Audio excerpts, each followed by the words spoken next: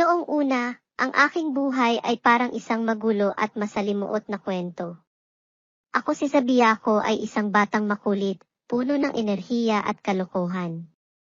Ang aking mundo ay puno ng tawa at saya, ngunit sa kabila nito, may mga bata na hindi natutuwa sa aking kasiyahan.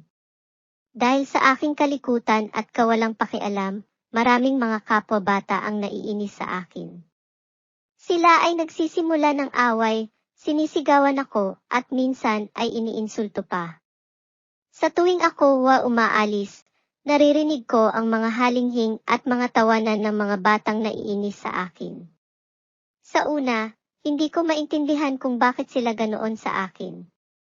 Gusto ko lang naman maging masaya at gawin ang mga bagay na gusto ko. Subalit habang lumilipas ang panahon, unti-unti kong naisip na marahil ay hindi tama ang aking ginagawa. Napagtanto ko na ang aking kakulitan ay maaaring nagdudulot ng hirap at lungkot sa iba. Kaya isang araw, nagpasya akong baguhin ang aking ugali. Hindi ito madali, ngunit alam kong kailangan kong gawin ito upang magkaroon ng tunay na kaibigan at kapayapaan sa aking paligid. Sa paglipas ng mga araw, nagsimulang magbago ang aking ugali. Binawasan ko ang aking kalikutan at mas nagpakamabait.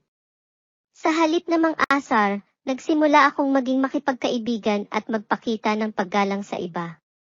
At sa aking pagbabago, isang himala ang naganap.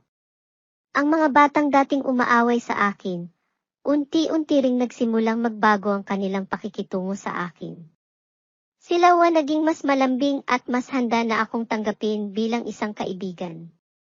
Sa huli, natutunan ko na ang pagiging mabuti at mapagpakumbaba ang susi sa tunay na kaligayahan at kapayapaan sa paligid.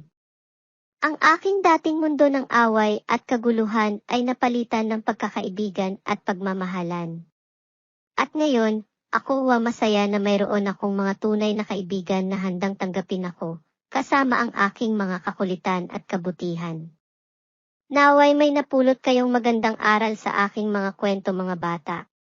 Hanggang sa muli mga bata, paalam.